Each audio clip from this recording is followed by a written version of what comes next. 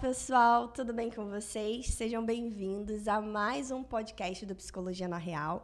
E hoje, vocês já estão vendo aqui que quem está comigo é a Ana Paula Magalhães, uma grande colega, trabalha comigo como professora, supervisora e aceitou o grande convite, né, de estar nessa mesa aqui falando um pouquinho da psicologia para a gente. Então, eu vou desejar, né, boas-vindas para você e pedir que você se apresente também um pouquinho para a gente. Quem é você, de onde você veio, o que você faz. Bom dia, Gabi, bom dia a todos. Eu estou muito feliz em estar aqui. Gostaria de agradecer imensamente o convite, para mim é um privilégio. Bom, como você falou, meu nome é Ana Paula. Ana Paula, eu uso o sobrenome Magalhães, para encurtar. Eu sou psicóloga, esse ano faz 21 anos que eu sou formada.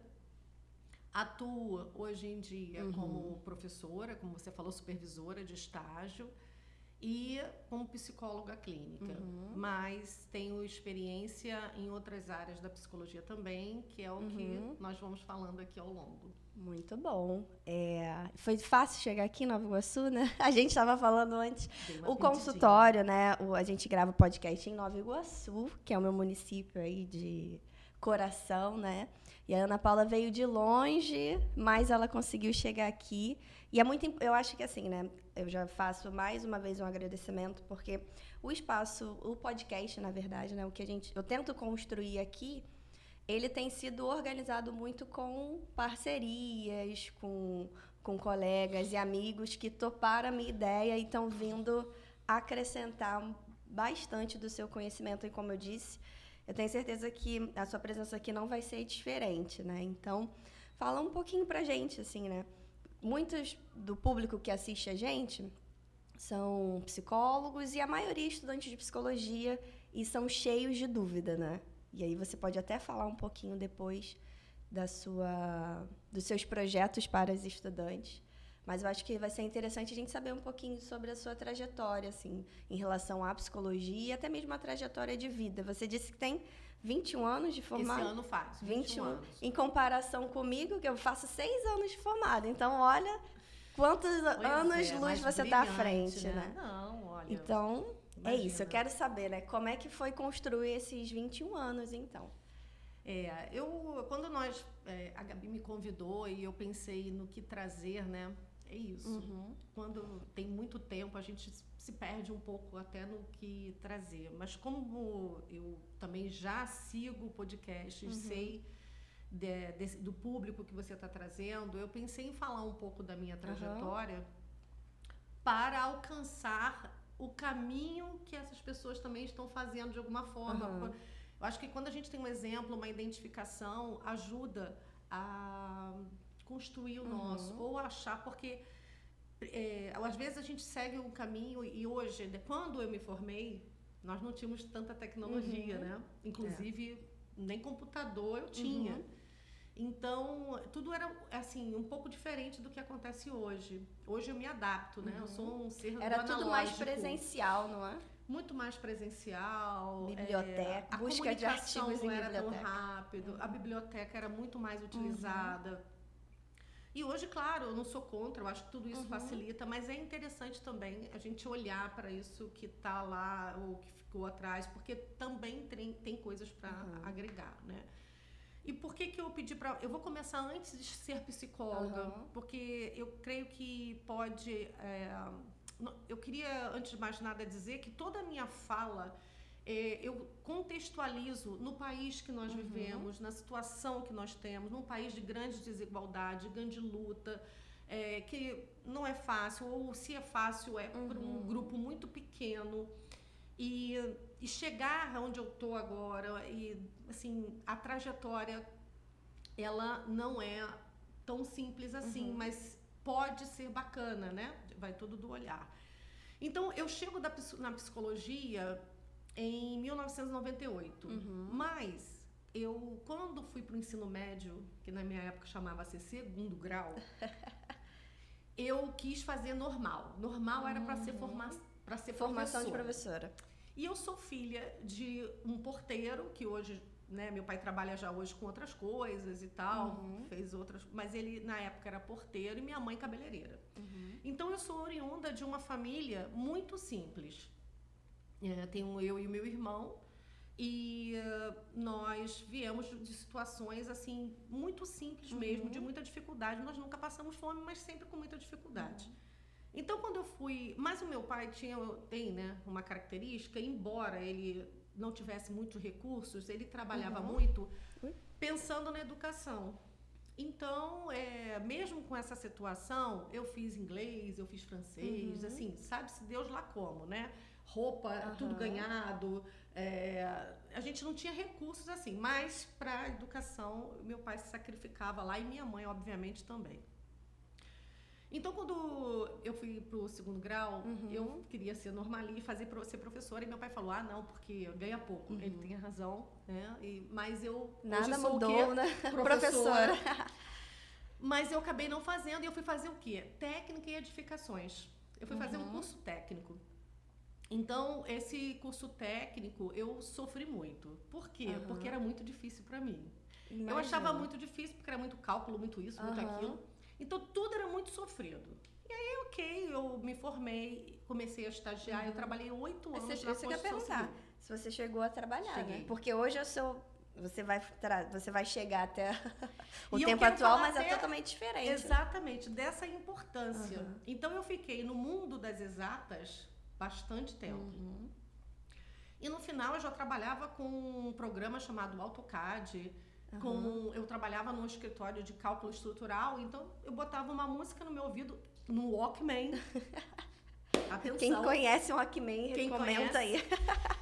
E eu trabalhava fazendo os projetos que os engenheiros passavam, eu desenhava, eu era cadista, que a gente falava.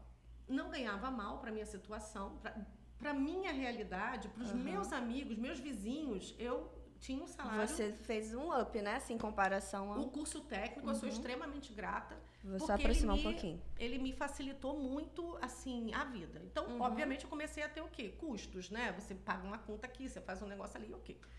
Só que quando eu tinha mais ou menos uns 22 anos, e para 23, nesse último trabalho, eu comecei a ficar muito doente, muito desgastada emocionalmente. E eu tenho uma grande amiga, que é a minha, hoje, né, que é a minha médica, e foi minha médica desde 12 anos de idade. Quando eu fui, ela falou assim, Ana Paula, você está à beira de um estresse. E não era propriamente dito assim, era o trabalho em si, mas era por eu não estar sintonizada com o que eu fazia. Eu não estava feliz. E tudo para mim, né? E eu já contei essa história em vários lugares, mas eu trago um pouco do Chico Buarque, que era aquela coisa, todo dia ela faz tudo sempre igual, me sacode às 6 horas da manhã. Eu não tinha sentido naquela tarefa. E aí E uma característica, gente, da Ana Paula, é que ela tudo se organiza em música, né? Você viu que lançou uma frasezinha aqui de uma música rapidamente. Depois vocês vão entender onde culmina isso, né? Ó, eu vou lançar o desafio, né? Pode terminar o podcast com uma música. Depois a gente fala sobre isso. Gente. Cantar ainda não é meu negócio, mas eu tô querendo. É um projeto fazer uma aula de canto pra... Não pra cantar, assim, pra umas quem tem canta um desejo, né? Mas eu sou uma pessoa muito... Sempre fui muito fã de música e gosto muito. E as músicas trazem muita né, informação. Aí, voltando. Então, aquilo estava sem sentido para mim e eu entrei praticamente num estresse com 22 para 20. Ela falou, vai fazer uma terapia. Aí eu falei, tá bom, quem você me indica? Ela me indicou uma pessoa, você tem uma indicação, ela me indicou a própria psicóloga dela. Daí eu fiz o meu primeiro contato. No primeiro ano de terapia, eu já sabia que eu não queria mais seguir na área de exatas. Porém, lembrem-se, eu já tinha contas para pagar e eu não tinha nenhuma condição de apoio financeiro para dizer, olha, eu vou jogar tudo pro alto e vou fazer uma outra formação, né? Exatamente. A área de exatas, o curso técnico, não nos formava para fazer uma prova para uma faculdade pública e eu também, na minha condição, não tinha condições, por exemplo, de passar um dia inteiro numa faculdade pública. E aí eu fiquei entre 3 faculdades para fazer, eu ainda não tinha faculdade, meus amigos já eram arquitetos, engenheiros, e eu lá, perdida no rolê. E aí eu resolvi fazer... Tentando se encontrar, em crise quase. Mas em crise mesmo, uma grande crise. E a gente passa por várias crises e depois, quando a gente vai estudar, a gente lembra disso, né? Fala, e é por isso que eu tô até contando a minha trajetória, não é à toa, né? Eu vou costurar já com alguma coisa, né? Vai que vai. Então, o que aconteceu? Eu comecei a fazer a terapia e aí as minhas 3 opções de faculdade eram comunicação, gosto muito, medicina, mas quando eu pensei no sangue e que eu não ia conseguir passar do jeito que eu trabalhava, eu desisti, e psicologia, porque tocou muito em mim a partir da própria terapia.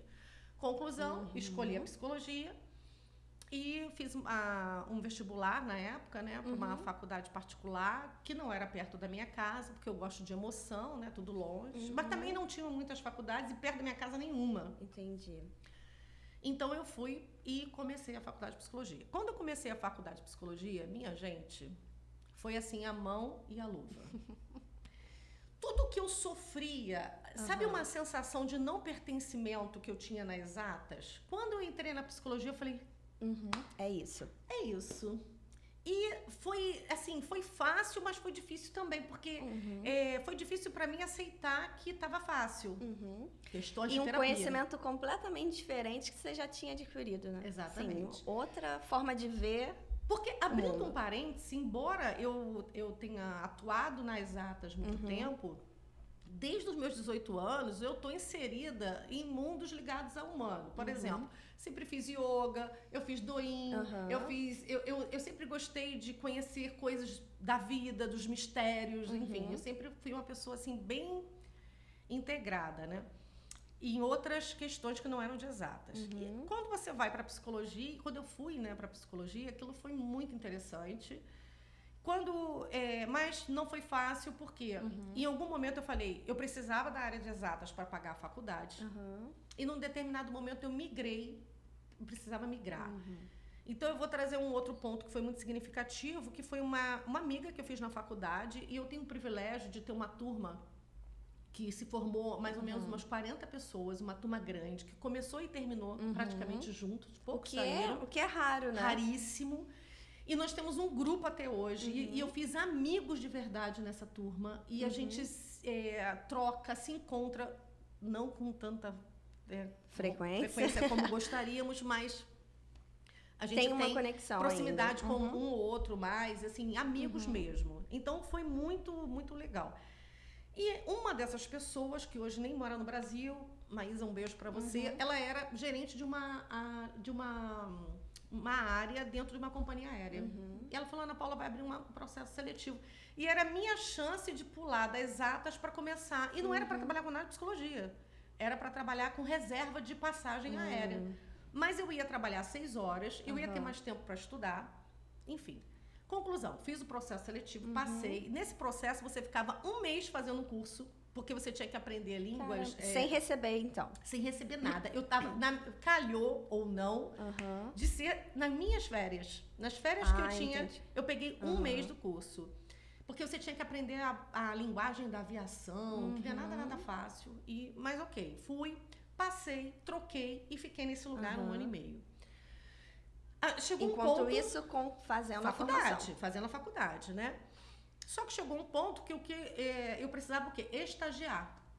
Eu falei, eu preciso estagiar, eu preciso entrar. Quando chegou mais ou menos no 7º período.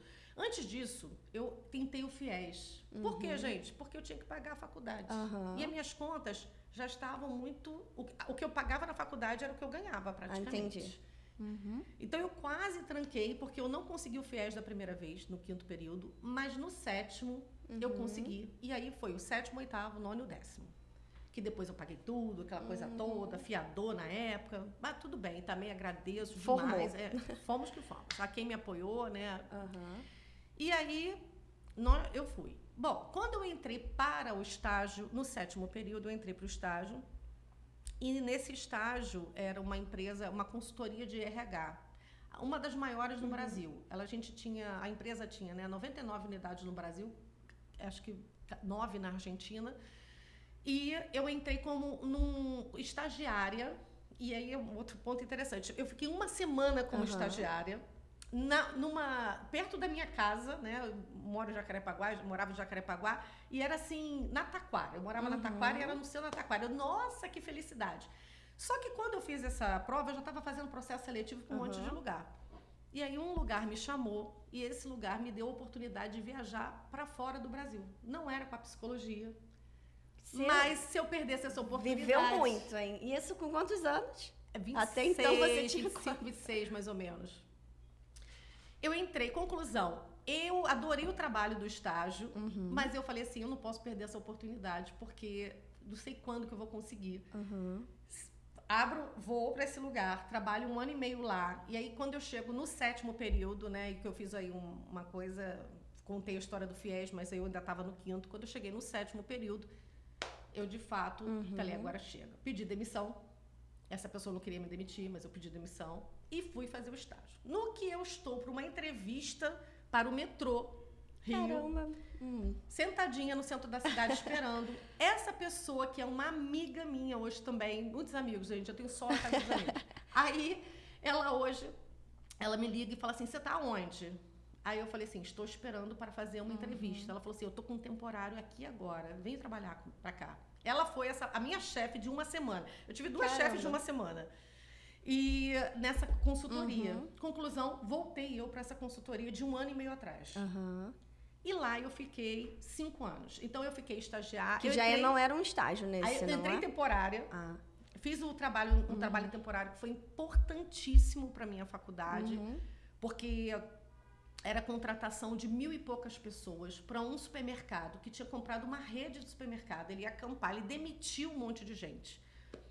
E aí, num determinado momento, nós não tínhamos mais onde tirar gente para contratar. Aí você trabalhou na equipe que fez essa equipe contratação. De seleção. E aí eu criei lá, junto com elas, um projeto onde nós fomos em várias comunidades, pedimos permissão, íamos lá e fazíamos a seleção lá. Isso me rendeu um trabalho de psicologia social com nota 10, porque foi uma vivência riquíssima, de mais ou menos 2 meses.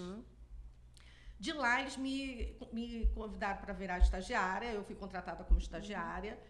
E quando eu me formei, eu já era coordenadora do Rio, de Minas Gerais e do Espírito Santo. Eu já entrei coordenadora. Então, daí, minha gente, é prestar atenção... E você não tinha formado ainda? Não, quando eu me formei, ao invés de eu entrar lá na época era seleção, que eles chamavam. Era auxiliar estagiária, auxiliar de seleção e selecionadora. Que era quem fazia as entrevistas para as vagas. Eu, nesse período, comecei a trabalhar com a inclusão social, que a gente chamava lá, que eram as vagas de cotas para pessoas com deficiência. Então, foi também uma experiência riquíssima, que eu também coordenei nesse período. E depois, quando eu me formei, eu já fui na carteira como coordenadora. Aí eu coordenava 14 unidades entre Rio, Minas e Espírito Santo. Em São Paulo era a matriz. Então, foi uma experiência muito rica, muito interessante, que começou a partir de um estágio. Então, queria dizer que o estágio é muito importante, minha gente. Façam estágios. Acreditem, eu tive essa semana Os envolvimentos que você tem ao longo da graduação, né? São muito importantes. Acho que constrói você enquanto profissional depois, né? Muito, porque na nossa profissão... Antes de você continuar falando sobre isso, a gente dá uma pausa rapidinho para eu ver ali se está gravando. Vê sim. Eu tomo um café. Não, mas tá gravando, que susto.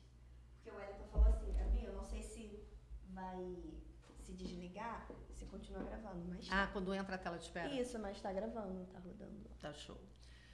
Então vamos lá, pode continuar. A experiência do estágio, né? A experiência do estágio, riquíssima. E eu queria dizer o seguinte, quando a gente trabalha com a psicologia, a nossa história faz parte da nossa formação, porque nós trabalhamos com gente, né, gente? Pessoas, humano. Então, nada é desprezado. Né? A minha experiência nas exatas, eu trago até hoje, na minha postura, na minha forma de ver a vida, na minha praticidade, na minha objetividade. Que quando você vem nas exatas, 2 e 2 são 4 e ninguém discute com isso. Quando você vai para humanas, você fala, pode ser que... Depende do ponto de vista. É relativo. Então, eu sempre trouxe uma pegada prática que tem a ver com a minha personalidade. Então, eu trouxe a minha história, assim, e eu ainda vai continuar um pouco, muito em função de que nós não devemos desprezar nada. Tudo faz sentido quando você sabe olhar para aquilo e fazer do seu limão uma limonada. Então, quando meus amigos já eram formados, eu estava entrando em faculdade. Então, eu saio da faculdade com 29 anos, quase 30, né? Eu estava saindo da faculdade, você está terminando o doutorado. Entendi. Que eu nem tenho, tá, gente? Então... Mas tem um mestrado e quantas especializações?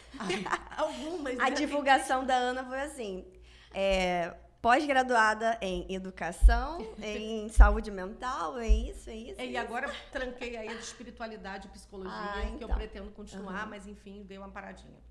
Mas a sua história mostra a quantidade assim, de conteúdo que você foi adquirindo ao longo desse tempo. É verdade. E você está trazendo algo importante, nada se joga fora. Nada é desprezado. E você utiliza tudo, e eu utilizo tudo isso na minha prática, porque tá tudo aqui comigo. Então, eu fiquei nessa empresa há 5 anos e quando eu me formei... E aí, você veio quase que, então, do RH, né? Organizacional. Sim. Por quê? Porque era o único estágio que pagava e que dava para eu pagar a faculdade, tá? Porque foi por isso, em princípio. Eu precisava de um estágio de RH. Porque eu fui para numa escola uma vez que o que eles me ofereciam no mês não pagava passagem. Então, tem isso também. E eu, como técnica em estágio, eu seria mais do que como psicologia, que aí é uma outra questão para a gente conversar e para refletir sobre a importância da saúde no nosso país, né? Porque é muito desvalorizado em muitos aspectos. Conclusão, eu fiquei nessa empresa, só que, aí mais seara, né? Quando eu me formei, peguei a carteirinha do CRP, eu estava nessa empresa, atendia à noite e sábado. 1 ou 2 anos de formada, eu já fui convidada para dar aula num politécnico, só com ensino médio? Para o ensino médio técnico. Por exemplo, podologia, estética, patologia, enfermagem do trabalho. E eu dava, esses cursinhos pequenininhos, né? Era tudo num lugar só, e eu dava aula de psicologia para esses grupos.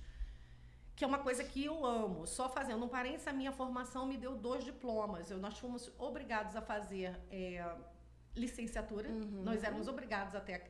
Então, eu tenho um diploma com frente e verso. Eu primeiro colei no 8º período licenciatura em psicologia e no 10º psicóloga. Hoje não é mais obrigado. Hoje não é mais obrigado. Entendi. Até nessa própria faculdade. Conclusão, eu tenho duas formações. Então, eu podia dar aula. Então, eu amo dar aula. Não entrei lá normalista, mas entrei depois. O seu desejo... Olha como é a vida, né? Gente, é uma costura linda. Você foi conduzida ao desejo que você tinha antes. Muito bom. E aí, num período, eu trabalhava... Eu sou da filosofia do não ponha todos os seus ovos numa cesta só. Então, eu trabalhava na empresa, fazia consultório à noite e sábado. E depois, quando mais ou menos uns 5 anos dentro da empresa, junto com o estágio, eu pedi para sair, porque eu já não tinha mais para onde crescer.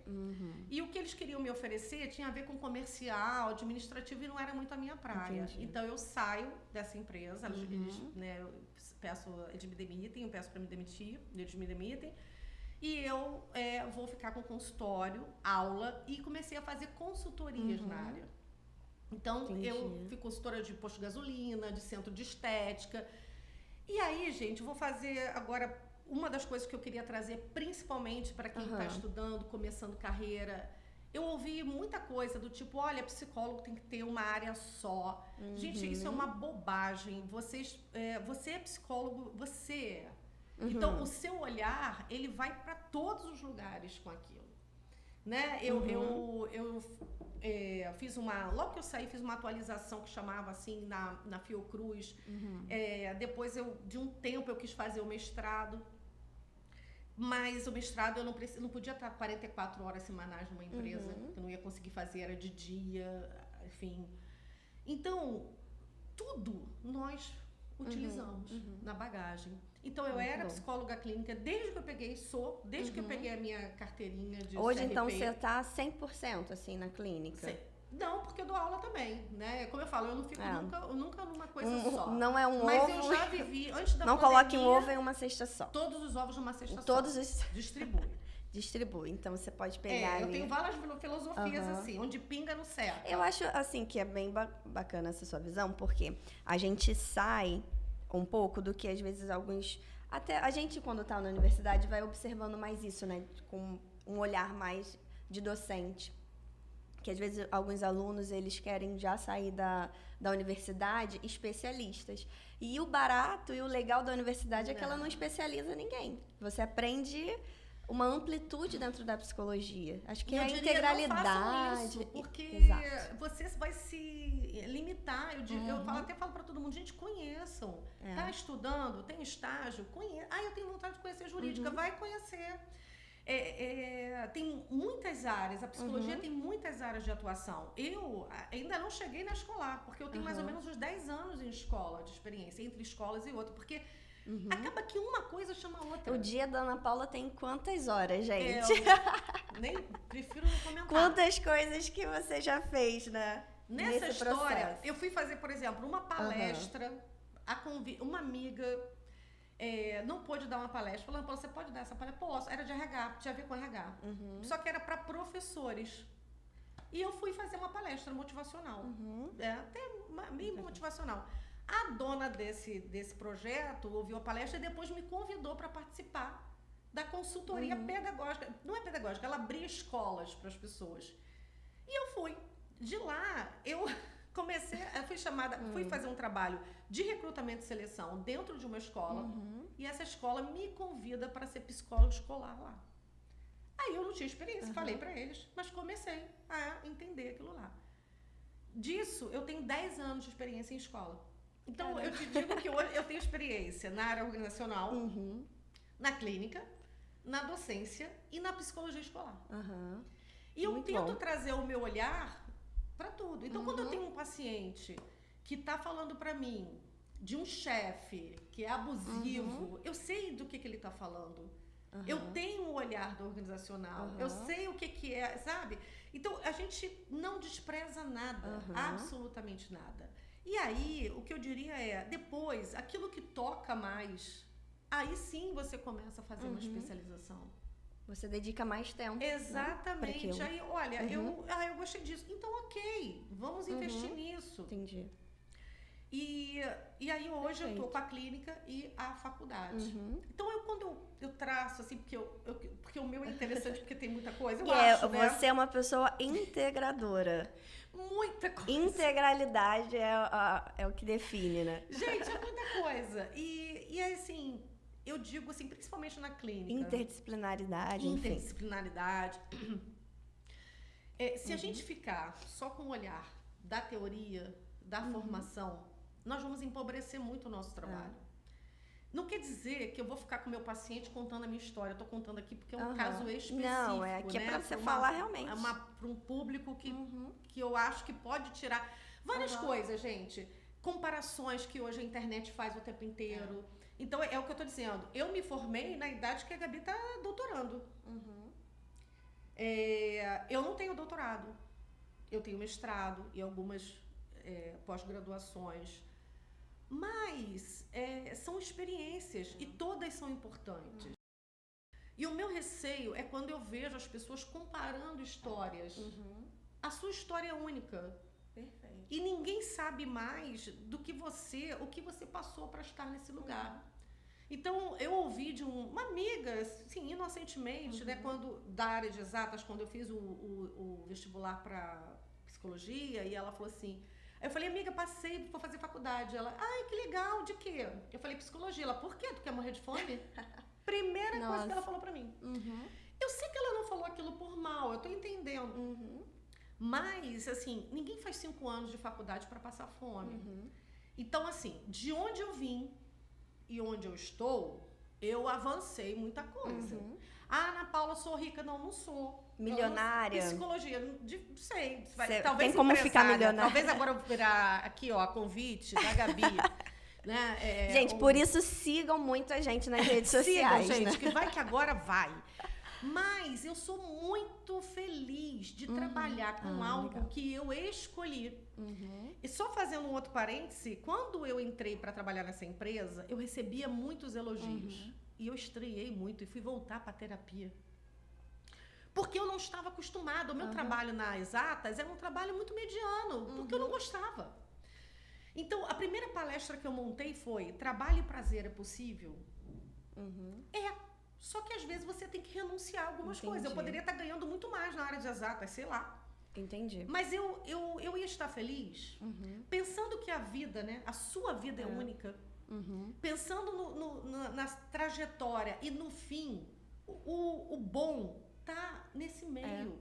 E tem um valor que é monetário, assim, que é justo pelo seu trabalho, pelo seu tempo que você se dedica. E também tem um valor que é muito mais Que eu brinco com o pessoal, Mastercard não né? paga. Exatamente. Né? É isso que você está dizendo. Esse seu contentamento que você transparece, até no que você está dizendo aqui, é o que é valioso também, né? E Você como a gente ser feliz atende, no né? que você... Pessoas assim, né? Tristes, doentes, gente. A doença física, literalmente, você vê que é por pura insatisfação no que faz na vida, por não ver sentido, por não entender, contribuir naquilo, né? Então, assim, eu vejo sentido em tudo que eu faço. E eu acho que isso é um privilégio no Brasil. Mas eu digo para vocês com toda tranquilidade, claro que eu peguei assim uma linha rápida, não foi fácil. Muitas renúncias, não é fácil. Não é fácil. Mas para mim faz sentido. Eu estaria em sofrimento, eu acho que eu já teria até sucumbido, gente, porque se eu tivesse insistindo numa coisa que não faz sentido para mim. Então acho que a gente falar sobre isso, o que eu quero é mostrar para pessoas que às vezes estão em contextos que são até improváveis e falar assim: eu não vou conseguir. Vai, claro que vai. Sim. Mas o quanto você está disposto a passar por isso? Quanto Né? que você Pelas quer se renúncias, doar, né? Se entregar. Exatamente. Então, hoje, como eu falei, eu vou fazer 21 anos de formada, mas nesses 21 anos, eu vivo de psicologia. Eu já vi... outra coisa, eu já vivi só de consultório, gente. Já. Então é possível, gente. E eu ouvi... mas é claro, eu sou a rica da cobertura. Não sou, tá? Milionária. Eu sou bem humilde, pé no chão. Mas é possível. E uma vez eu ouvi de professor em sala de aula que eu faço clínica só para comprar meus livros. Aquilo me chocou. Porque eu pensei, eu não tô fazendo isso aqui para comprar meus livros. Não, e quanto que é o livro? Que livro é esse, né, Jesus? Eu que quero livro pagar é a esse? conta. Então, eu Sobreviver. já vivi só de consultório, né? E hoje meu consultório continua sendo meu carro-chefe de trabalho, né? A clínica. A clínica foi algo que perpassou todo esse tempo. Então, eu tive em organizacional muito tempo, tive na educação, na escolar, da educação eu estou até hoje, juntando, né, a faculdade com o ensino técnico, mas o consultório eu faço há 20 anos, desde que minha carteirinha do conselho saiu. Então, a gente precisa olhar, e quando eu paro e olho tudo isso, eu falo, gente, então, né, como é que dá? Dá, mas o que você quer? O que você está esperando? E hoje, gente, com muito mais recurso, né? Tecnologia, eu não tinha divulgação de nada, eu nunca divulguei consultório na minha vida. Cartãozinho de visita, nunca eu fez? tinha, aliás, eu tenho até hoje, meu irmão Instagram para poder divulgar seu trabalho. Sim, o celular nem tinha esses dígitos todos. Entendeu? Mas assim, hoje eu não divulgo, eu não tenho Instagram profissional, a não ser o do Fio da Meada, mas porque na verdade todos os meus pacientes chegaram através de indicações. Tá? Até hoje, essa é a minha realidade. No meu caso também. Eu só trabalho com a indicação. Inclusive, tem algumas perguntas aqui do Instagram que é sobre isso. Mas antes da gente começar as perguntas, fala um pouquinho, assim, como que você chegou. O carro-chefe é a clínica, você também trabalha como supervisora e também é mídia, né? Gente, então... Também tá igual eu aqui, né? Tentando fazer algo além, né? Assim, eu acho que você tá falando e eu tô refletindo. Eu tô refletindo sobre eu mesma, assim, né? Em todo esse processo. E o que eu faço hoje também me dá sentido de propósito, de pertencimento. Igual fazer esse podcast aqui. Poxa, você veio lá de longe para cá. Tem todos esses equipamentos aqui que eu tenho colocado, me disponibilizado. E o retorno financeiro sobre isso aqui tem?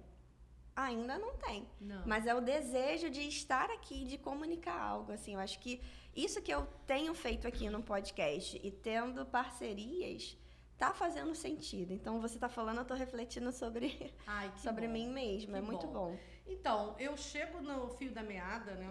Vou trazer um pouco aqui. Porque é isso. Quando passou a pandemia, na pandemia, eu já comecei a me perguntar sobre o que eu gostaria de continuar fazendo com a psicologia. E a psicologia, ela é linda, mas principalmente na clínica, ela é muito solitária. Até falei isso na minha carta aberta. Tô demais, gente. Carta aberta, gente. Ela tá muito blogueira. Quem me viu, quem me vê. Então, eu sempre senti, e eu nunca fui de grupos, assim, na clínica. Eu sempre fiz o meu trabalho sozinha na clínica. Eu não sou de... eu nem tinha tempo, de verdade. Eu já trabalhei de segunda a sábado, eu já atendi 6 horas da noite sábado. E as pessoas falam, quem vai fazer terapia 6 horas da noite? Eu tinha. Tem gente. Eu tinha. E tudo isso presencial, né? Presencial, totalmente presencial, tá? Eu só comecei a atender online um pouquinho antes da pandemia, em função de 3 pacientes que tinham questões de horário e de viagens. E aí o CRP já havia permitido, tinha todo um trâmite. E eu me inscrevi. O atendimento era online completamente surgiu diferente. bem antes da pandemia também, né? Não tinha tanto... Sim, o recurso era diferente, etc. E depois, quando veio a pandemia, aí eles abriram, né, e modificaram, e ótimo, ok, que é até o que eu falo no curso lá, que depois você vai falar. Vamos falar desse curso. Tem muita coisa a divulgar. Tem o fio da meada e tem o curso. Eu tô até coisa.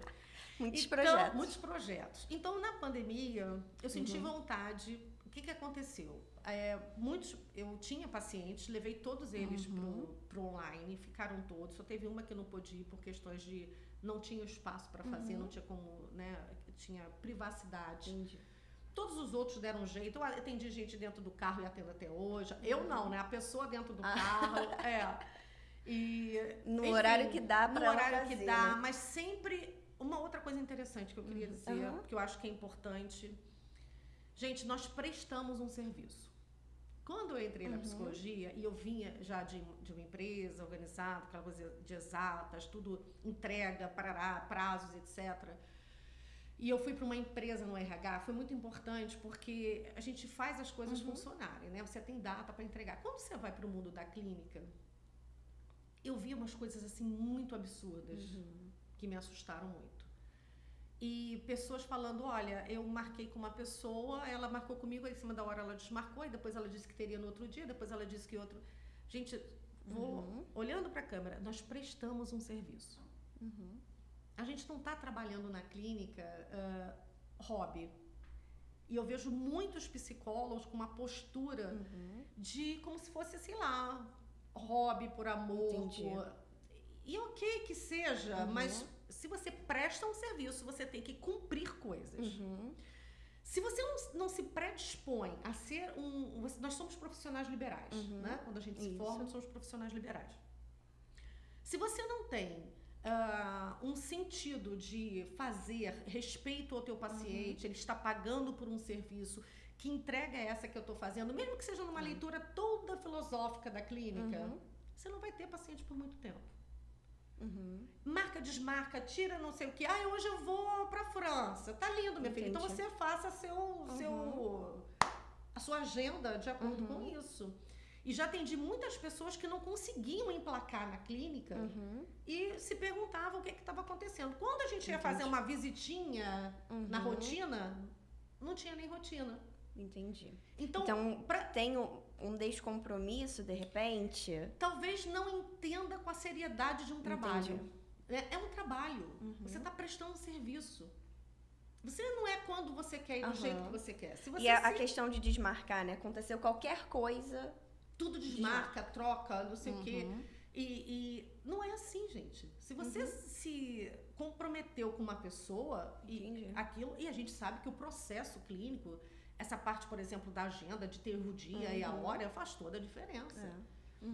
Enfim, então, Até voltei nisso, para falar do fio da meada. Isso. Na pandemia, eu comecei a me pediram para fazer uma live sobre ansiedade. Assim, todo mundo muito perdido.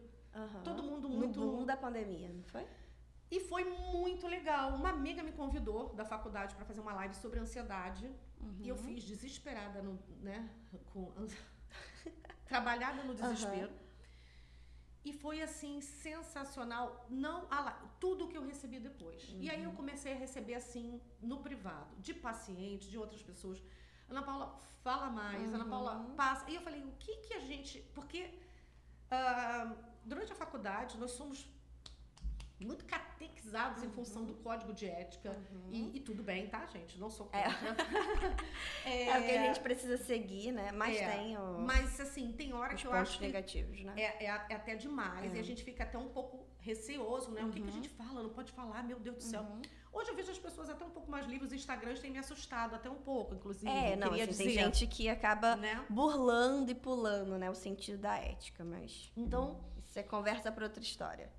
Eu fiquei pensando, porque a nossa profissão também tem essa característica, a gente trabalha com o sigilo, principalmente na clínica. Então, o que eu posso falar sem comprometer nada nem ninguém, né? Quando eu falo de ansiedade, ok, um temão aberto, várias pessoas falam, várias formações falam, né?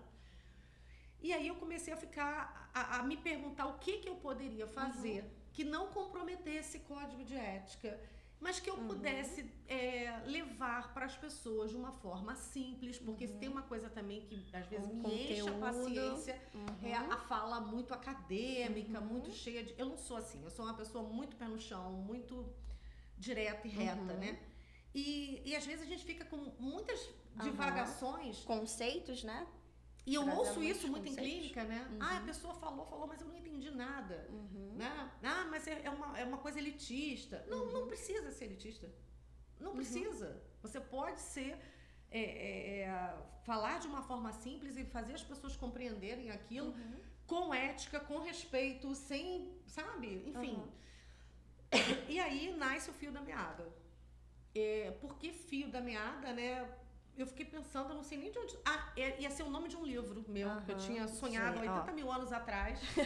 E aí não fiz o livro, mas, gente, porque isso ia perguntar. Trabalhando em 5, 6 lugares, como é que eu faço o livro? Escrevo. Qual é o tempo que para, né, para escrever? Em qual tempo? E aí o Fio da Meada virou essa página, né, esse podcast, onde a minha ideia é levar... E só tá em áudio, né? Um podcast mesmo, no Spotify. No Spotify, onde eu levo pequenas reflexões de maneira muito simples, sendo que, já que eu estava querendo falar com algo que me dava prazer, eu quis associar as músicas. Então eu começo com a letra de uma música e eu falo essa letra e depois eu entro com a minha reflexão. E bem breve, né? Eu já ouvi todos já. 6 minutos, 3 minutos e tal. E como a Gabi falou, né? Nada é fácil. Então, eu não recebo nada, né? E eu paguei, inclusive, uma pessoa para fazer a vinheta, que ficou lindinha. Depois eu não tive mais dinheiro para continuar, eu mesma fiz sem vinheta, tá lá. Mas a ideia era ajudar, levar algo para que aquele fio ali, né? Aquilo conduzisse a pessoas para reflexões próprias. Para ajudar ela no dia a dia, porque nem todo mundo chega num consultório clínico, né? Psicológico. E a gente pode ajudar as pessoas de uma forma simples, né? E às vezes a gente não valida o nosso saber, a gente não valida o nosso caminho. Eu muitas das vezes pensei, que bobagem, isso que eu vou falar, todo mundo sabe, todo mundo fala. E aí entra o lance que você falou de comparação lá no início, Exatamente. Né? Tem outras pessoas com podcasts, estão desse jeito, daquilo outro, e o meu, como é que tá, né? Eu aprendi, assim, há pouco tempo. Eu não sei onde eu vi ou ouvi. Mas, assim, a questão da comparação, você deve se comparar só com você mesma. Pois é, difícil pra chuchu isso. Como você, a comparação que eu tenho que fazer é com a Gabriela de ontem. Não com a Ana Paula, não com a Mariazinha que tem um grande projeto. E assim, isso nem era uma coisa que me perturbava. Eu me cobrava. Tipo, cara, e se eu estiver falando uma bobagem? Mas isso acho que é a questão também da ética, né? Que nos coloca em rigidez, alta exigência. Muito. E o psicólogo, agora muito menos, mas ele tem uma dificuldade de, às vezes, se perceber. E a clínica é muito solitária e você não tem nem comparação, às vezes, para fazer. O paciente dá o retorno, às vezes, pra gente maravilhoso, agradece e tal, fala, poxa, eu percebi, mas é tudo muito você e o outro. Então, nós não estamos acostumados a reconhecimento.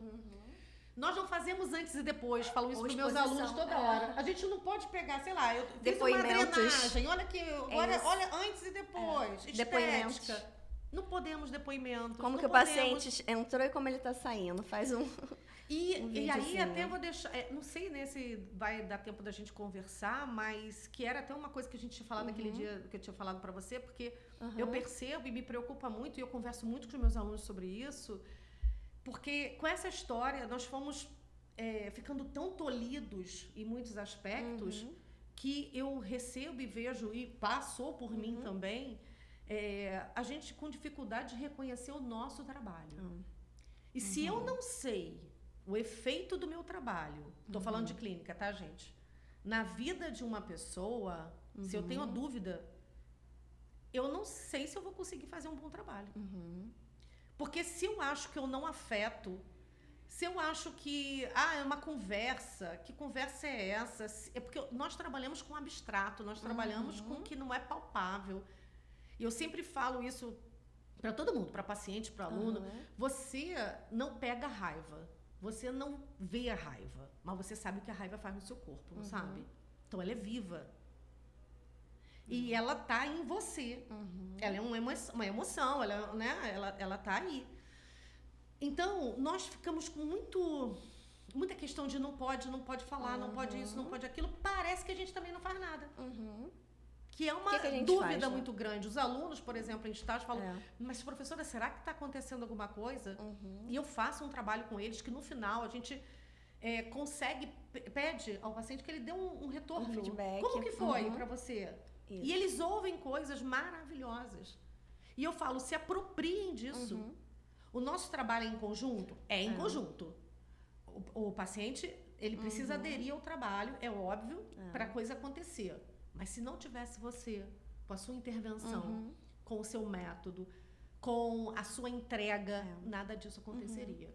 E o que você está trazendo reflete muito o trabalho de supervisores, né? É fazer refletir um pouco essas habilidades. Sim. Por isso a importância, né, de estar em supervisão. Inclusive, muito. É uma pergunta lá do Instagram pra gente, né? A colega, né, pergunta. Deixa eu até ver aqui direitinho para não... Aqui. Cadê? É importante ter um supervisor mesmo depois de formado? Porque, assim, enquanto estagiários, ali no estágio profissional, os alunos precisam de um supervisor, né? Um supervisor orientador. E aí, depois que esse aluno se forma, ele pega o CRP, entrou na clínica. Depois de formado, ainda assim, a pergunta dela é essa, né? Ainda assim precisa de supervisor? Eu creio que sim. Eu acho que, claro, vai variar de pessoa para pessoa, quanto que a pessoa está se sentindo segura, vai que está plena, né, para fazer o atendimento. Mas no início, eu acho, assim, importantíssimo, porque você tem um olhar fora o seu. De novo, a clínica é você, nem no estágio a gente entra junto com o paciente, o aluno. Então, é sempre você e mais uma pessoa. Então, gera muitas dúvidas sobre o que eu estou fazendo. Não é só... eu, pelo menos, não vejo supervisão como uma coisa diretiva. Né? Eu falo para eles, me mostra como você quer fazer.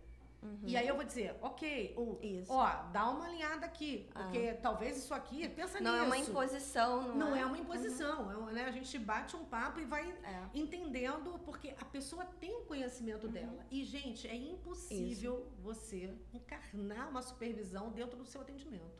Quem vai atender é você. O seu supervisor, ele não vai. Então, você vai falar do seu jeito, você vai ter a sua postura. Por isso que eu sempre também reforço, o mais importante é a sua responsabilidade com você e a vida do outro, porque tem uma vida na sua frente, entendendo que você vai poder ajudar ela. E a sua postura, a sua responsabilidade e o código de ética na cabeça. Porque o código de ética, ele tem que estar na cabeça, por a gente não sair por aí. Uhum. E aí sim, você pega a sua abordagem, você pega o método, você vai lá e faz. Tô falando de mim mesma, né? Mas quem tá falando sou eu, que tem toda essa vivência e que não deixa isso no corredor. Isso tá falando comigo, só que eu tô ali alinhando palavras. Outra coisa muito importante é que nós trabalhamos com a palavra, principalmente com a palavra. Então, tudo que a gente fala tem um peso diferente, principalmente no setting, né? Tem um peso diferente. Então, a gente precisa se preocupar muito de entrar nesse lugar profissional. E o paciente está observando, né? Tudo que a gente fala. Tudo. Tá ouvindo. E pode ser a pessoa que você entenda, não, a mais leiga do assunto. Ela vai conseguir trazer, porque ela tem uma inteligência nela que é capaz de nortear ela nesse sentido. Tipo, tá fazendo sentido tá? Às vezes tem pacientes que retornam frases que eu disse, questões que eu falei que eu nem lembro. E ainda diz assim, Aí eu fiz aquilo que você falou. Isso. Você que tá fazendo isso comigo. Eu tenho uma paciente que falou há pouco tempo. Isso é culpa sua. Você que tá me falando isso. Peraí, vamos olhar de outra forma. Então, eu acho que a supervisão é importante, sim, porque ela vai te dar um acolhimento também, sabe? No sentido de, cara, vamos olhar aqui, fica tranquilo. Vamos olhar juntos. Quando a pessoa não tem responsabilidade, muita, ela vai. Mas quando a pessoa tem, ela fica muito preocupada com, sabe? Tipo, meu Deus do céu. E aí a gente tem que tomar cuidado, porque se a gente ficar com excesso de preocupação, a gente também não trabalha. Né? Se, assim, é um equilíbrio, tudo, eu vou ficar um robozinho. Né? Eu tenho que fazer A, B e C que a supervisora me disse. Às vezes, aluno fala pra mim, Ana Paula, eu só queria um ponto no meu ouvido. O que eu faço agora? A Ana Paula, pequenininha, assim, no nosso ombrinho. E eu falo, cara, não tem, o ponto é você mesmo. Ô, Ana, você pode falar um pouquinho do curso que você está organizando? Porque tem uma pergunta aqui que eu acho que vai ao encontro do seu curso. Você pode falar do curso também e tentar responder a pergunta, que é assim, quais dicas teria para quem quer iniciar na clínica? Por exemplo, como captar nesse início? A maioria das perguntas é sobre isso. Quais dicas teria para iniciar na clínica? Como captar nesse início? Como se sentir mais segura nos atendimentos? Olha, tem um curso para chegar que eu ainda não trouxe, que é exatamente sobre esse início. Mas esse não tá pronto, tá, gente? Mas vamos ver. O que eu fiz agora, mas eu vou responder. E que já está disponível. O que está disponível sobre o consultório online. Vou deixar o link aqui, gente, na descrição do grupo. Do vídeo. Que é sobre o que, sabe, eu não falo só sobre um microfone, uma câmera, ou é do seu computador, ou o código de ética que está lá no CFP. É sobre o atendimento clínico online. Esse é o sobre curso. o atendimento clínico online, inclusive com reflexões muito importantes sobre onde pode parar o nosso trabalho. Porque hoje, com a tecnologia, tem muitas plataformas. Tem pessoas fazendo trabalhos muito estranhos, tá? Aspas para estranhos, valores desproporcionais, assim, e a gente não segura mais isso. Isso é uma coisa que foi. Então, o curso vai falar sobre o que quem pode, quem não pode, a inscrição no CFP, na verdade, a legislação. Vai falar desse acontecimento que foi a partir da pandemia, né? Que a gente foi para o online mesmo. Eu, por exemplo, hoje estou completamente online. Vai falar dos prós e contras, mas também vou discutir sobre... Às vezes a pessoa não tem um perfil só para aquilo. Então, por exemplo, alguém que está começando, é interessante o presencial? Para mim, era para ser até obrigatório. Antes de migrar para o online. Antes de migrar para o online, né? Passar para o presencial, sentir, a gente precisa sentir esse trabalho. Para quando você for no online, você ver a pessoa somente por um enquadramento, daqui para cima, você diminui seus recursos de visão. Então, eu vou falar sobre isso. E diminui também as intervenções, né? Porque talvez tem algumas intervenções que podem ser limitadas no online. Com certeza. Você fica mais restrito. Então, será que é para todo mundo? Né? Será que eu atendo todas as pessoas? Todo mundo cabe no online? Quem cabe? Se eu não... É um curso simples, mas eu acredito que ele traz bastante coisa, principalmente pela subjetividade do psicólogo. Vou dar um exemplo. Se você começa no online, a moda, só vou ligar aqui, vou falar, parará, sem algumas preocupações. Quando eu falo preocupações, é se você está atento a alguns detalhes que fazem toda a diferença. Pode ser que você não tenha, por exemplo, uma continuidade de paciente, as pessoas comecem a não ficar. E, dentro da subjetividade, você pode entender que você é um profissional ruim. E às vezes você não é um profissional ruim. Não é sobre a sua habilidade técnica. Exatamente. Você só não está conseguindo fazer a base da maneira adequada para aquele trabalho. Então, esse curso está na plataforma Hotmart. Ele é simples, mas eu trago reflexões importantes, principalmente, até eu debato um artigo que fala sobre essa questão das plataformas, sobre o psicólogo estar como se fosse num cardápio, né? Sobre ele estar online a qualquer hora do dia e da noite e a pessoa ligar para você e falar, olha, eu quero um atendimento, eu tô pagando, eu já paguei. Ela paga e entra o psicólogo. E ter vários psicólogos para atender a mesma pessoa e não ter uma continuidade. Será que nós estamos fazendo o nosso trabalho dessa forma? Se é um serviço de qualidade. Exatamente. Onde vai parar e a até nossa mesmo visão, né? Como a gente está apresentando a psicologia para a sociedade, né? Isso conta. E que vem agora aí as redes sociais, né, gente? Muito cuidado. Eu vejo pessoas colocando informações. Não é que esteja sem critério, mas veja bem, nós estamos passando informações para todas as pessoas. As pessoas já estão se diagnosticando no Google, né? E aí chegam pra gente, olha, eu sou isso, eu sou aquilo, eu tenho isso, eu tenho aquilo. Já chega com saberes. E ok, a gente precisa aprender a lidar com isso. Mas quando o psicólogo é quem vai levar essas informações sem alguns critérios que são importantes, nós estamos produzindo isso que vai chegar pra gente depois. Entendi. Então, assim, eu não tenho nada contra, como eu falei, eu não tenho página profissional, só tenho no Fio da Meada, que eu coloco meus cursos, o podcast. Mas eu ainda continuo trabalhando só com indicação e funciona, tá? Então, assim, como ter cliente... Isso. Captar cliente para você, então tem sido a partir da indicação. Tem sido a partir da indicação, mas eu gostaria de dizer uma outra coisa. Nós somos o nosso cartão de visita. E eu não tô falando de aparência, eu tô falando de viver, de postura. Se eu conheço a Gabi e eu vejo que ela bem aquela coisa assim, mas pô, quando ela trabalha, ela leva a sério. Isso tá falando de você. Eu não indico alguém pra... E as pessoas estão observando, gente. É nesse sentido. O tempo inteiro, sim. Quando eu indico alguém, toda hora alguém pede indicação, né? Um psicólogo, etc. Eu não penso na faculdade que ele se formou. Eu não penso na abordagem que ela trabalha. Quantos cursos, eu não penso a pós-graduação que ele tem. Eu até posso pensar nisso no sentido de, poxa, uma pessoa que investe. Mas, juro, na hora, eu penso assim, quem é aquela pessoa que eu tô indicando? Sabe? Ela me passa a responsabilidade com o trabalho? É isso. Isso pra mim é o principal. Entendi. E aí eu faço a indicação. Então, começa que nós somos o nosso cartão de visita. Que não quer dizer que você tem que ser profissional 24 horas por dia. Não se trata disso. Mas as pessoas estão observando. Comigo não tem sido diferente, não. Os pacientes que eu recebo têm sido muito por indicação, assim, a maioria. Que vem... Pra mim ainda é fulano, ciclano me indicou. E é o que eu tenho passado também para os meus alunos, né? Assim, vocês precisam construir uma rede ali segura de parceria, de contatos, que vão indicar pacientes para vocês.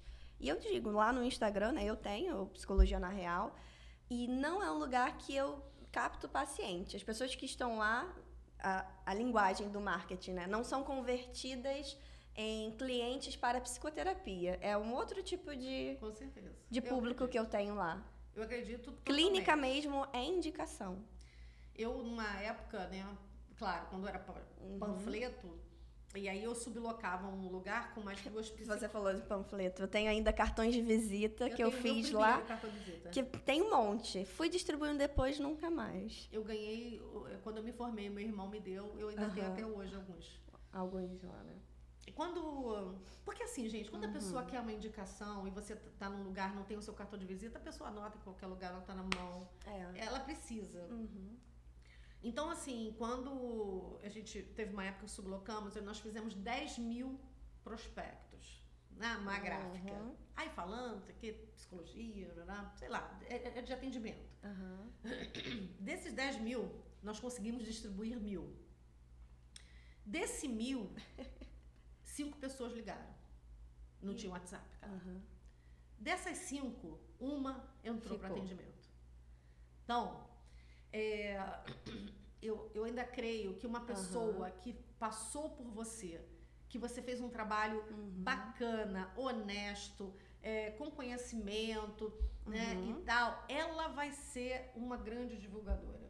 E a maioria é assim. É claro que eu tenho um paciente, por exemplo, que ninguém nem sabe que ele faz terapia. Tá, tudo bem, é uma escolha dela. Mas a maioria me indica. Então, quem me indica mais são meus próprios pacientes.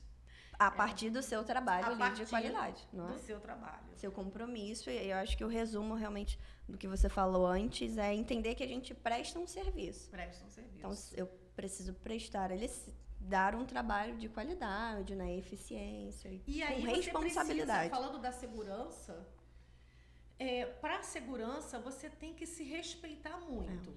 Porque você, é claro, você vai fazer seu investimento acadêmico, seja lá qual for, enfim, ok. Mas você precisa atender. Eu atendo 2 ou 10. Gente, eu já atendi 12 num dia. Quantos pacientes você precisa ter? Tá? Não era 40, não, porque eu atendo 50 minutos. 50 minutos.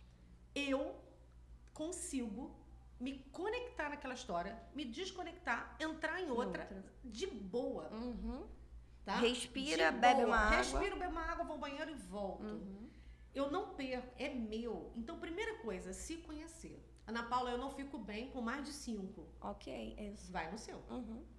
O que vai ser ruim para sua segurança? Quando você começa a querer fazer coisas que não fazem sentido para você. Qual é a agenda perfeita? A agenda que cabe em você. A que é possível para você fazer. A que você não se desgasta tanto, a que você não está sofrendo. 10, 20, 30. O que é possível para você. Eu já atendi 40 pessoas numa semana. O que traz qualidade de vida para você. Agora, tem que pontuar eu tava isso, bem. né? Gente, eu não era casada, não tinha filho. Né? Vivia só para o trabalho. Só para eu não tinha problema nenhum. E eu amo o que eu faço. Então, eu não tinha problema. Não, mas, por exemplo, no curso eu também falo sobre isso. Eu, hoje, já sinto alguns estalos no meu ouvido. Tá? E eles vieram, com certeza, da clínica? Partir do fone que eu uso para atender o dia inteiro. Nosso corpo é nosso instrumento de trabalho. Isso aí.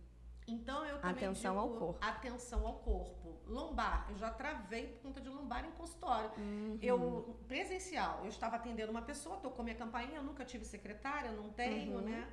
Então, eu levantei para atender. Falei, espera só um pouquinho. Levantei. Quando eu atendi, eu fiquei parada. Travei. E aí, a paciente olhando para mim, eu falava, eu tentando respirar, não conseguia falar. Eu só fiz assim. Fui me controlando na respiração. Consegui destravar, fui andando que nem uma robozinha, abri a porta. E depois eu fui pro médico, né? Obviamente, ver o que estava acontecendo. Ele falou, você não tem nada, você tem fraqueza muscular. Olha aí, ó. E aí, eu fui pro quê? Pilates. Fazia uma vez por semana. E passou, sabe? Então, assim, nós ficamos o quê? Sentados muito tempo. Com fone. Nossa, total sentido, hein? Então, outra coisa, a gente fica olhando para a câmera, né? Meu óculos é multifocal. A tela do computador, eu atendo com o computador.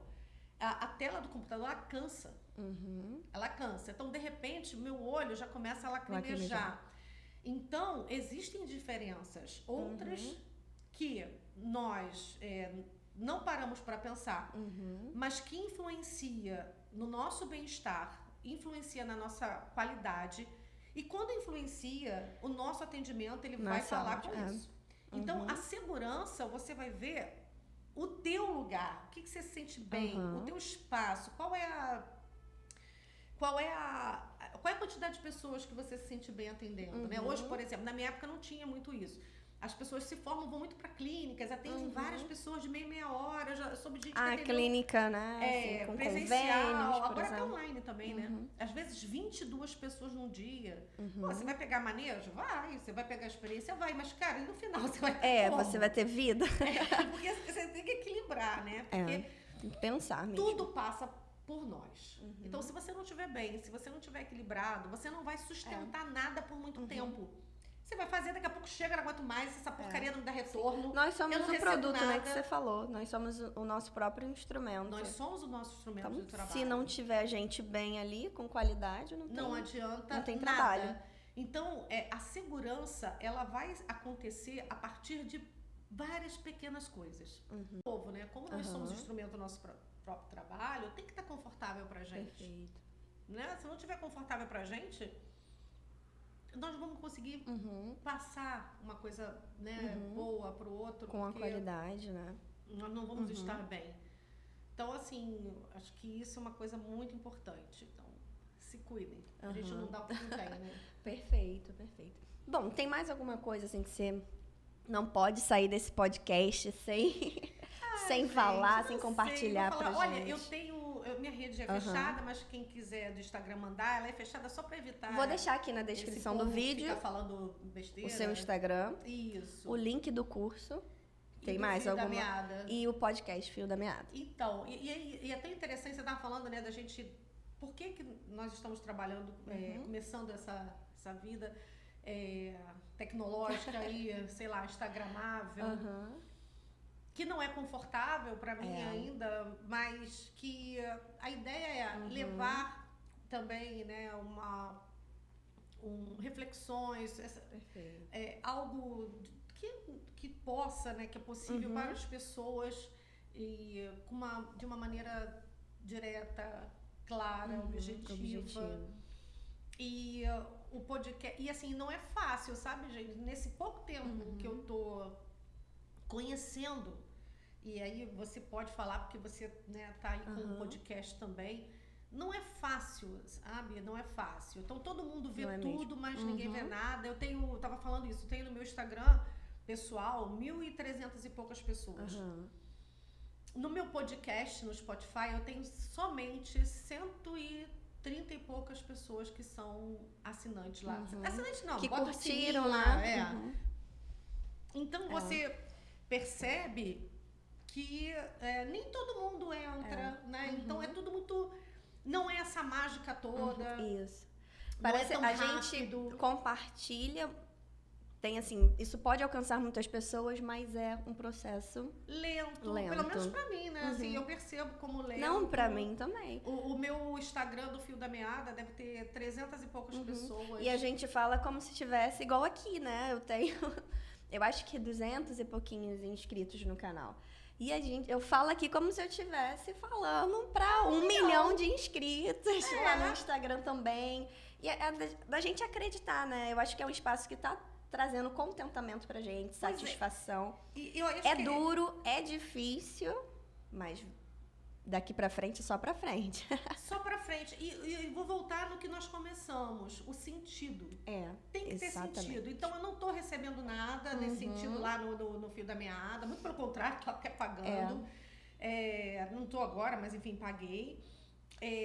Não tem retorno. E por que eu tô fazendo aquilo? Né? Qual é o sentido? Então, o meu objetivo era levar essas reflexões para pessoas que fossem fora, principalmente fora do mundo psi. Porque a gente vive muito esse mundo psi. E aí, a partir desse retorno dos meus pacientes, que falaram, poxa, Ana Paula, foi ótimo, maravilhoso, eu passei pra minha tia, pra minha avó, entendeu? E aí eu falei, poxa, é importante. Então, a gente não faz só em função disso. Se isso vier a acontecer, dar um retorno, ótimo. Mas não é isso que nos mantém. Porque se a gente fosse esperar esse feedback rápido, assim, ok, tudo... A gente estava esperando, já tinha desistido. Desistido, né? Por isso a importância de fazer sentido. Porque quando faz sentido para você mantém. Faz a sua entrega e fica tranquilo. Então, foi até bom, porque baixou a minha ansiedade, porque eu achei que ia acontecer assim um negócio que todo mundo... Grilo, cri. Recebi vários retornos maravilhosos, tá? Assim, poucos. Os poucos que a gente recebe são feedbacks bons, né, também. Muito mas bons, inclusive, que me movimentam a continuar. Pessoas que às vezes falam assim, Ana Paula, porque eu tô, por exemplo, sem gravar o podcast ontem, por conta da vida, né? E aí, assim, não vai gravar mais? Eu falei, vou. Mas eu também não queria esse compromisso de todo...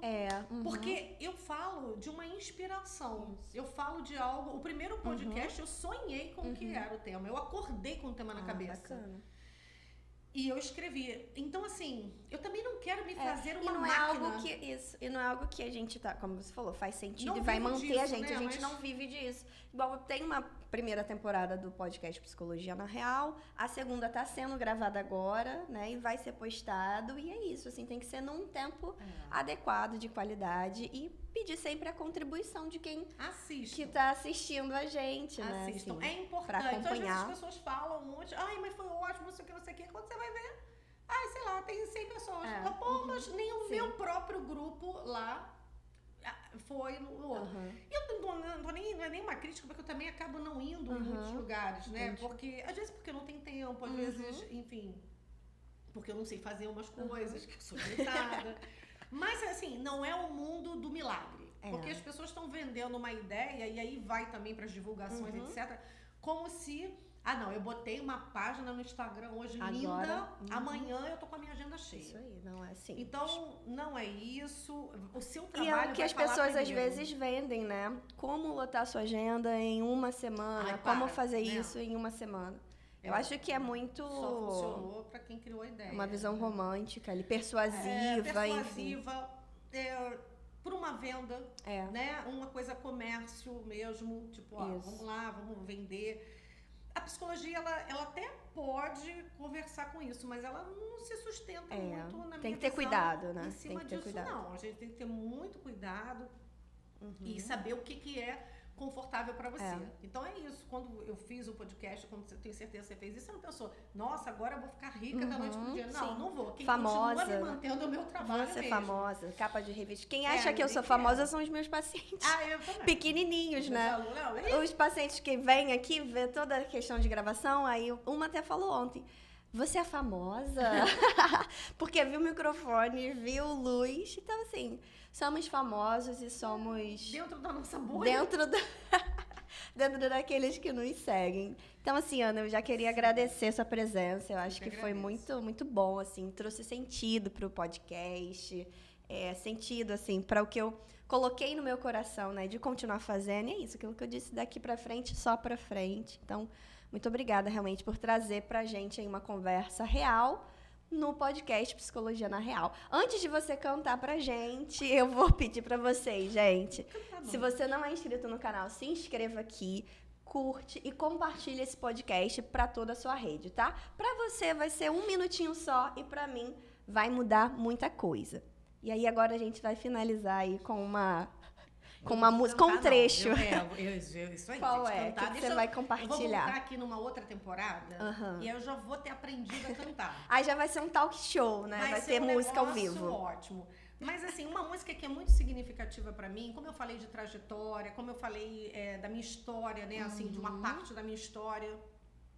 A música da minha formatura chama Sal da Terra, né? Então, ele diz, anda... Quero te dizer em um segredo, falo desse chão da nossa casa, vem que tá na hora de arrumar. É uma música lindíssima do Beto Guedes, vocês podem ouvir depois. E ele faz uma reflexão sobre um convite para cuidar, né? Para cuidar da terra, né? Ir junto. E nós cuidamos. Prosseguir, não é isso? Prosseguir, né? Vem, né? Anda. Quero te dizer em um segredo, falo desse chão da nossa casa, né? Da nossa terra. Vem que tá na hora de arrumar. A gente está em hora de arrumar, nós estamos passando assim por um visionário, Beto Guedes, nós estamos passando assim por um momento muito difícil. Cuidado com as posturas competitivas, estou falando para os PCs de plantão. Nós precisamos ser colaborativos. Você não precisa ser melhor do que o mundo, você tem que fazer... faça sentido para você uma entrega qualitativa.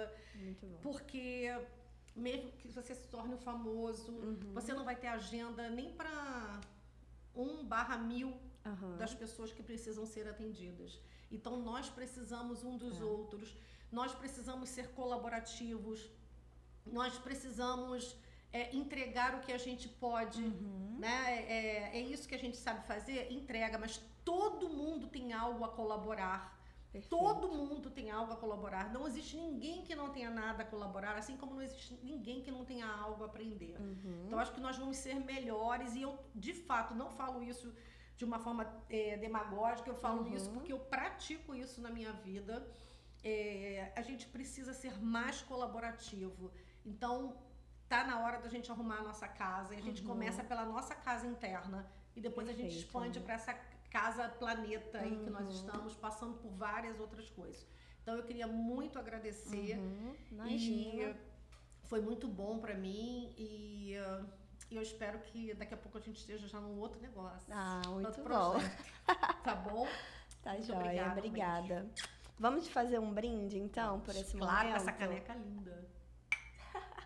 Tchau, tchau. Obrigada, Ana. De nada. Tamo junto.